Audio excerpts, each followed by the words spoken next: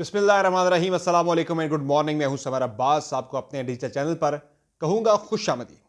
आज नाज़रीन हम आपको बताएंगे कि एक तो आज वज़ीर-ए-आज़म का इंतखाब है और इससे अहम बात यह है कि वज़ीर-ए-आज़म का इंतखाब एक तरफ हो रहा है, दूसरी जानिब हुकूमत बनने से पहले ही एक बड़ा ग्रैंड अलायंस जो है वो तश्कील पा रहा है पाकिस्तान तहरीक इंसाफ की क़यादत में इंतखाबी धांधली के ख़िलाफ़ एक बड़ी तहरीक शुरू किए जाने के हवाले से। और इस जो बड़ा अलायंस है इसका मकसद क्या होगा और ये कब तक काम शुरू कर देगा, इसमें मैं आपके साथ डिटेल शेयर करूंगा। और नाज़रीन, पार्लियामेंट में जो तहरीक इंसाफ ने पहले और दूसरे दिन इंतहाई टफ टाइम दिया हुकूमत को, नून लीग को, बिलखसूस शरीफ फैमिली को, उस पर नून लीग की जानिब से एक बड़ा फैसला किया गया है काउंटर करने के लिए तहरीक इंसाफ को असेंबली के अंदर। वो मैं हिकमत अमली आपको बताऊंगा कि तोड़ उन्होंने क्या निकाला तहरीक इंसाफ का और क्या ये कामयाब होगा। और फिर जनाब हम बात करेंगे चैलेंजेस एक के बाद एक बढ़ते चले जाएंगे शहबाज शरीफ के, और मैं उस पर ज़रा बात करूंगा आगे चल के। लेकिन एक और मामला यह है जनाब कि महमूद अचकज़ई को तहरीक इंसाफ ने सदर का कैंडिडेट का नॉमिनेट किया है। पूरे मुल्क में आग लग गई है जनाब। इतनी तनकीद कि जैसे महमूद अचकज़ई को इंडिया से बुला के या इसराइल से बुला के पाकिस्तान में तहरीक इंसाफ ने सदर का कैंडिडेट खड़ा कर दिया हो। हाँ ठीक है, उनकी पॉलिसी कल को महमूद अचकज़ई के बारे में इमरान खान के ख्यालात कुछ और थे, आज कुछ और हैं। और वो लोग तनकीद कर रहे हैं कि जो पीपल्स पार्टी और नून लीग यानी एक दूसरे के बारे में उन्होंने एक दूसरे का पेट फाड़ना था। वो बाबा कहते थे इनको नहीं आना चाहिए, ये चोर हैं, फलां हैं, नालायक हैं, नकम्मे। अब वो सारे इकट्ठे बैठ गए लेकिन दूसरे को इकट्ठा बैठते हुए देख नहीं सकते। फिर जनाब लाहौर पुलिस ने एक बड़ा फैसला किया है। इछरा में जो खातून को हिरासत किया गया था उस वाले से एक बड़ा फैसला हुआ है, FIR हो गई है।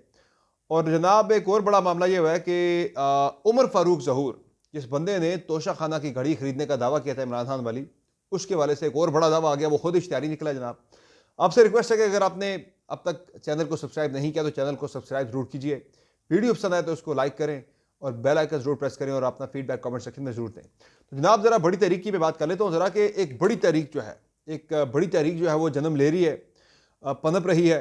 पाकिस्तान तहरीक इंसाफ ने कल मुल्क भर में धांधली के खिलाफ एक बहुत ही कामयाब एहतजाजी मुजाहरा किया। पूरे मुल्क के अंदर, पिंडी के अंदर तो बहुत ही कमाल पावर शो था पाकिस्तान तहरीक इंसाफ का। शदीद बारिश हो रही है, शदीद जालाबारी है, ठंड बड़ी ज़्यादा है इस्लामाबाद में, लेकिन बारिश को, इन तमाम चीज़ों को, मौसम की सख्तियों को बाला ताक रखते हुए पाकिस्तान तहरीक इंसाफ के कारकुनान ने शेर महबत की क़यादत में एक बहुत ही इंप्रेसिव एहतजाज किया, इंप्रेसिव रैली निकाली और जिससे तहरीक इंसाफ ने यह पैगाम दे दिया भाई कि हम किसी सूरत भी पीछे हटने वाले नहीं हैं।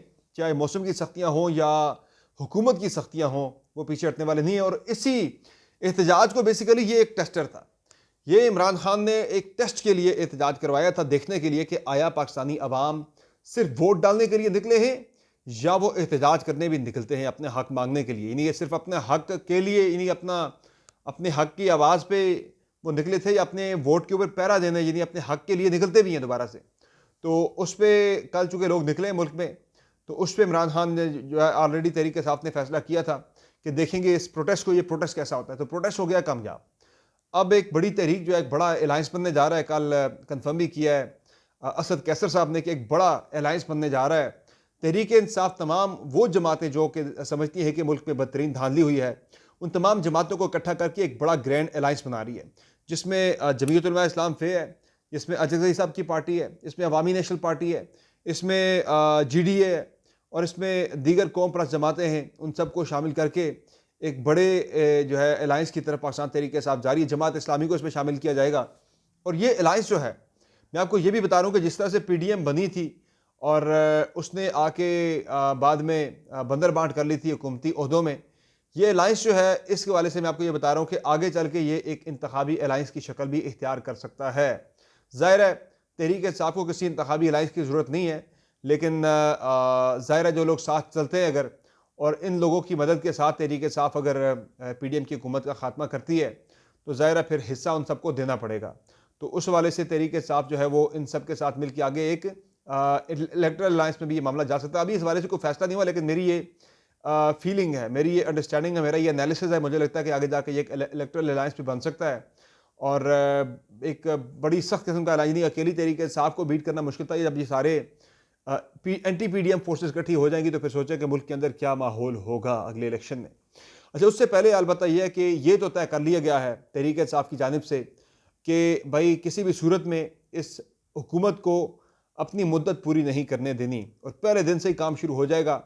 और इसमें मौलाना फजल रहमान को इसीलिए बार बार जो है हुकूमत मनाने की कोशिशें कर रही है, नवाशी बनाने की कोशिश कर रहे हैं कि मौलाना मान जाए, लेकिन मौलाना नहीं माने, मौलाना वोट नहीं डाल रहे। आज वज़ीर आज़म का इंतखाब हो रहा है कौमी असम्बली में, लेकिन मौलाना फजल रहमान जो है वो कराची चले गए 3 रोज़ा दौरे पर, ताकि इस्लामाबाद में होंगे ही नहीं, ना ढोला होसी थे ना रोला होसी। तो मौलाना फजल रहमान कराची निकल गए और महमूद अचकज़ई ने भी उनसे प्रेसिडेंट के ओहदे के लिए वोट मांगा है। अब देखते हैं कि उस पर मौलाना फजल रहमान क्या कहते हैं। चूँकि मौलाना फजल रहमान जो पशीन से इलेक्शन लड़े थे, पशीन से जीते जाके, वो इधर से तो हार गए थे केपी से, तो उनको जब पशीन से मौलाना फजल रहमान ने इलेक्शन लड़ने का फैसला किया तो वहाँ महमूद अचकज़ई ने उनके मुकाबले में जो है वो विड्रॉ कर लिया था वहाँ से, तो उनको सपोर्ट किया था पशीन वाले हल्के पे। तो देखते हैं मौलाना फजल रहमान प्रेसिडेंट वाले पे महमूद अचकज़ई को सपोर्ट करते हैं या नहीं करते। इसके अलावा जनाब जो मामला है, यानी पीटीआई ने तो फैसला कर लिया कि तहरीक चलानी, ग्रैंड अलायंस बनाना है और एक मुनज़्ज़म तरीके से आगे चल के एक धांधली के खिलाफ तहरीक चलाई जाएगी। तो ये गवर्नमेंट जो है वो ये ना समझे कि मामला जो ही गवर्नमेंट चलेगी तो मामला जो हैं वो नॉर्मल हो जाएंगे। इमरान खान जेल से बैठ के किसी भी किस्म का समझौता करने के लिए तैयार नहीं है। इसके अलावा जनाब जो अगला मामला है वो ये है कि ख्वाजा आसिफ, जो असम्बली के अंदर पाकिस्तान तहरीक इंसाफ ने टफ टाइम दिया है पहले 2 दिनों में, बहुत ही ज़्यादा सख्त टाइम दिया गया, बड़ा टफ टाइम दिया गया है पीटीआई की जानिब से। और उसमें आपने देखा कि नवाज शरीफ साहब को असम्बली में मूव करने के लिए, वोट डालने के लिए जाने के लिए भी 15-20 बंदों का साथ वो हजूम लेके जाना पड़ता था, जत्था लेके जाना पड़ता था। इसी तरह से शहबाज शरीफ को भी करना पड़ रहा था।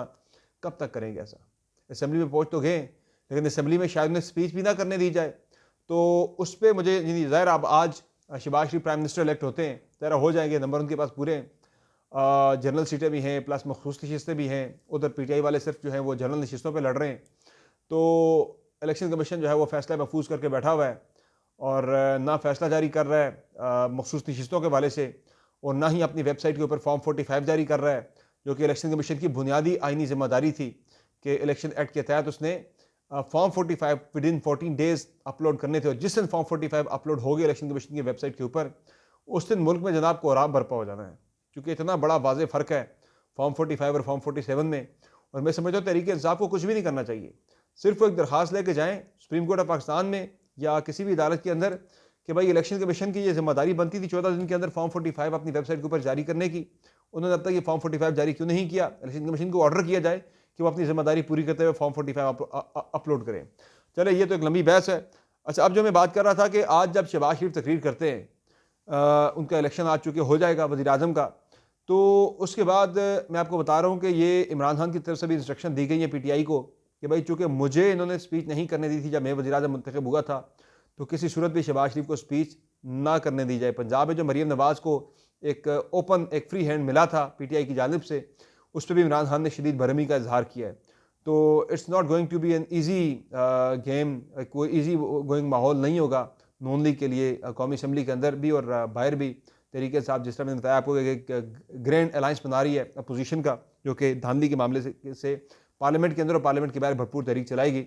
अच्छा, जो मैं बात कर रहा था, पीटीआई ने जो शदीद किस्म का जो आज उन्होंने करना है, शहबाज शरीफ को भी टफ टाइम देना है, और असम्बली के अंदर पीटीआई ने बता दिया भाई कि उन्होंने असम्बली को नहीं चलने देना इस लिहाज से।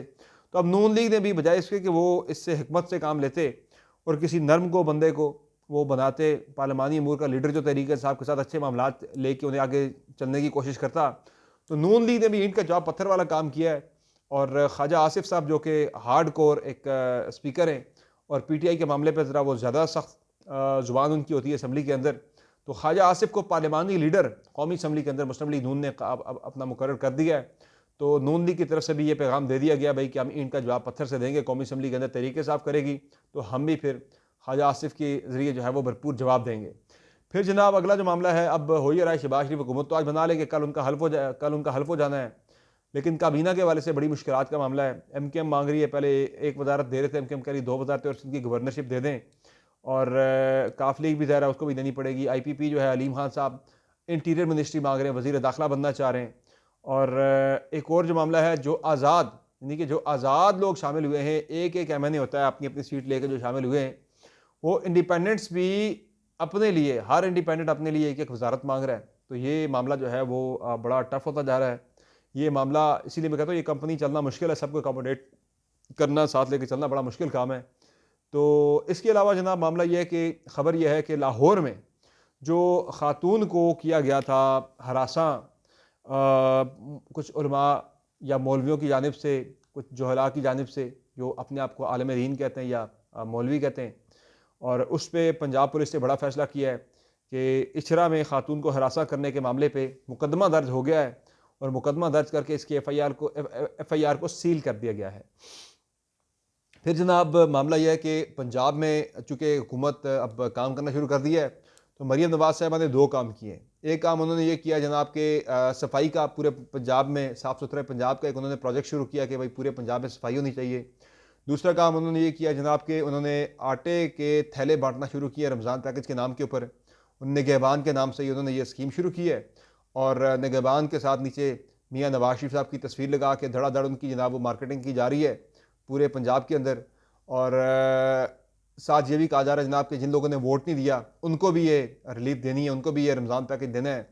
तो ये this is very unfortunate and very sad and very irresponsible statement, और ये बिहेवियर भी बड़ा इररिस्पॉन्सिबल है कि पब्लिक के टैक्स पेयर के पैसे के ऊपर जो है वो आप पब्लिक मनी पर टैक्स पेयर के पैसे के ऊपर आप जो है मियाँ नवाज शरीफ की तशहीर कर रहे हैं, जो हुकूमत के अंदर कोई ओहदा नहीं रखते, ना वो वज़ीर-ए-आज़म है, ना वो वज़ीर-ए-आला है, ना वो गवर्नर है, ना कुछ है, कि उनकी तस्वीरें छाप छाप के आटा बांटा जा रहा है पंजाब की आवाम में उन्हीं के टैक्सेस के पैसे से।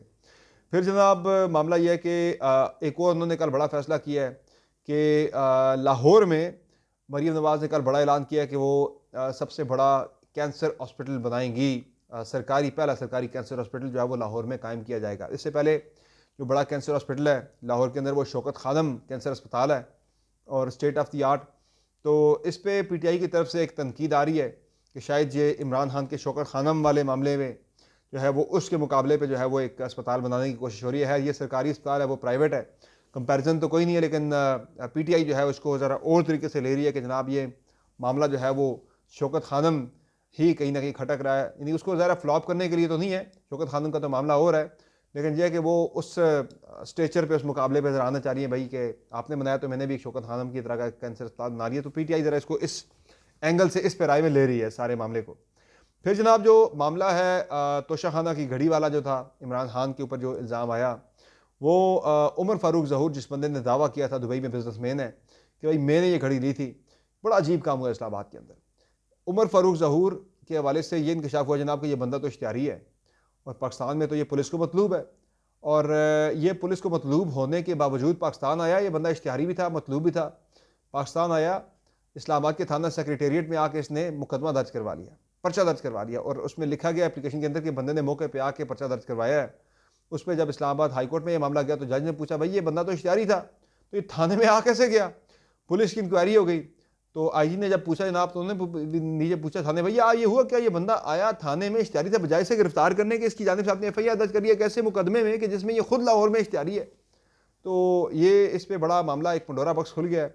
अब पुलिस जो है वो वजाहतें जारी कर रही है और अदालत ने तो ये भी कहा भाई अगर ये उमर फ़ारूक ज़हूर नहीं था तो उसके नाम पे, उसका नाम इस्तेमाल करके किसी और ने आके क्या उसके नाम पे पर्चा दर्ज करवा रही है। तो ये again it's a big scandal.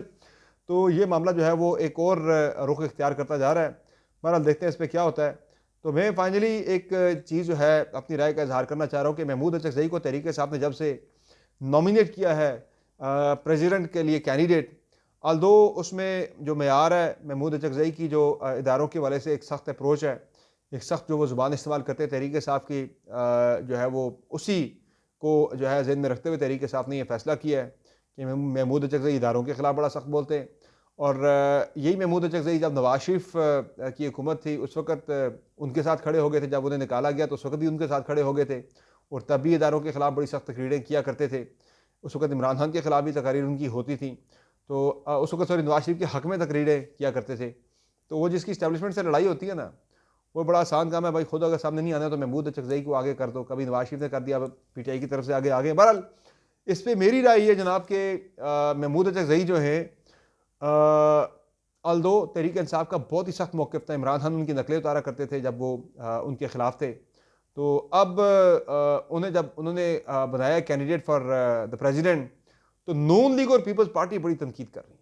यानी वो नून लीग पीपल्स पार्टी तनकीद कर रही है कि इमरान खान ने थूका चाट लिया, इमरान खान ने U-टर्न ले लिया।